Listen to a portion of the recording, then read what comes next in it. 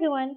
In today's video, I will be working on my third piece of my new animal habitat series. This one is going to be drawing animals from the wetland or marsh animals.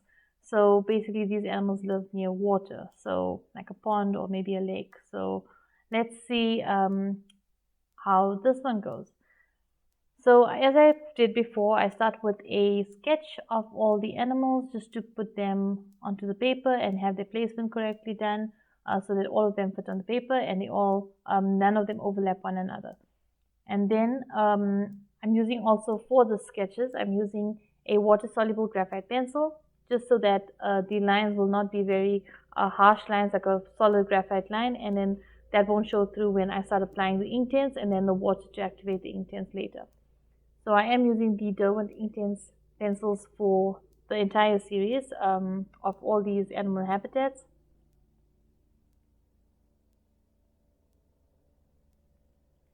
Okay, so once I've got the sketch on, I do lighten it with a kneaded eraser just to make it a little bit lighter, and then I start going in with the pencil and adding the different textures or the feathers or the fur depending what animal I'm drawing. And then I obviously add the water over and blend that all out just to get that saturated color of the Inktense pencils. But I do pay close attention to the direction of the pencil lines as I'm applying the pencil initially, and some of those lines I try to retain it once I add the water, just because that's creating the texture of the feathers or the details. I do go over it sometimes afterwards with a little bit of the pencil. I go over the pencil with the dry pencil once the drawing is dry. I go over it with pencil just so that I can have some of that texture and the details in the final drawing. Sometimes I do go over that with water again, but in some cases I go over it just with the pencil and I leave it just as it is. So I'm working one section at a time, and I've done the one side of the one wing and I'm moved on to the other wing. Now, when you're doing drawings like this, you need to pay, or any animal drawing for that matter, or any drawing, you need to pay close attention to your values, not so much the colors. The colors are important. Obviously, it is important to have the correct colors, but your values matter more, especially if you're trying to create a realistic drawing, because realistic drawings depend on your darks have to be dark enough and your lights have to be light enough for the highlights. That's what makes your drawing look more realistic and more three-dimensional, because you've got those shadow areas really dark and you've got the highlight areas really light. So with the Inktense, what I'm doing is I'm applying the pencil lightly, and also certain areas where I want to retain more of the white of the paper, I do not go over that with pencil.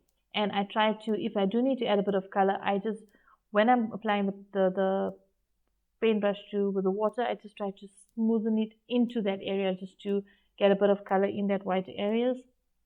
But I try not to put too much of color in there with the pencil when I'm working, just to retain those highlights in the drawing. And well, if I do have an area where I went over the white, maybe the shine of the eye or anything like that, I just use the white jelly roll pen just to get a little bit of that shine in the eye for the white, because with the Inktense, once you go over with the darker color, you're not going to be able to go over with white and lighten that up. So the white jelly roll works quite well for that. Or any gel pen, if you've got a white gel pen, that should also work fine.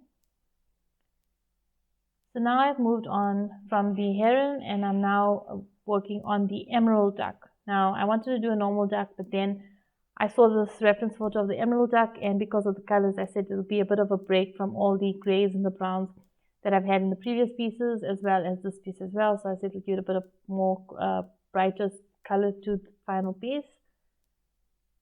So now, like I said, I'm working on section by section, following the reference photo. I'm not putting every single feather in there. I'm just giving the indication of the areas of feathers, and some of the bigger feathers I'm obviously outlining them, including the shadows, because the feathers are overlapping one another. So like now I'm adding more of the shadow areas. That's just to give the duck a more three-dimensional look. Now, like I said in my previous videos, if you have watched them, I'm using the Derwent Inktense pencils, but I'm also don't want to create, I'm creating more of an illustrative drawings of these animals. They are keeping a bit of the what can I say, the realism, where it looks like a realistic animal, but also not hyper-realism. I'm just keeping them realistic, that you can recognize the animal and you can see the details of their fur, the textures of the feathers, whatever it is, the scales of the reptiles. You can see what animal it is and you'll be able to tell that that's the animal, and it looks quite realistic. I'm not drawing more of a character, I'm drawing the actual animals, only not hyper-realistic. So that's why I'm saying, if you want to create drawings even like this, you need to pay close attention to your reference photo, look at your shadows, and look at your highlights, and get those shadows dark enough and get the highlights light enough, or leave them as light as possible. So now I've moved on to the alligator. Now the alligator was a little more intense for the drawing, because there's a lot of details that I had to include when I was drawing this alligator. You know, they got that little sort of scaly back with the little spikes sort of on the back, so I had to get all of that in when I was doing the drawing. And also, as I'm blending the color, I don't want to lose some of that texture that I'm putting down, like you see now. So I have to be careful not to completely blend it out when I'm applying the water to activate the Inktense pencils. So this is definitely, so far the series has been a lot of fun working on. If you're not aware of it, I've recently started an animal habitat series, art series, and this series is all about different habitats that animals live in. So I've already done one with desert animals, I've done polar animals, and this is the third one in the series of the wetland or marsh animals. So yeah, this has been something I wanted to try out and draw a selection of animals from each habitat on one spread. Some of them will be a single page spread like this one and the previous two. Some of them that are coming up, like the savanna and rainforest and the marine, those are going to be double spreads, or maybe even they'll go up to 3 pages. I'm not sure. There's a lot of animals that I've got in those spreads, and I want to try to include as many animals as possible, so those spreads may go on to more pages, but we will see as the whole series progresses.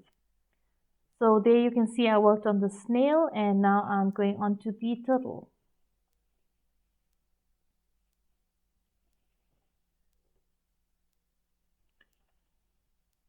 So yeah, this was definitely a fun spread. So far, all the spreads, I've been enjoying them so much, because I'm learning so much as I'm drawing, because I'm getting to learn about the different animals. And as I said before, I've done a lot of research into the animals and the habitats they live in to learn about them as well. So when I'm drawing them, I'm studying them even more now with the way they look, and basically their textures, their patterns, their colors. So all of that was so interesting, and trying to get the color, use the pencils in a way that shows the animal, or makes the animal look realistic, and also to blend those colors in and to achieve the correct color that you're going for.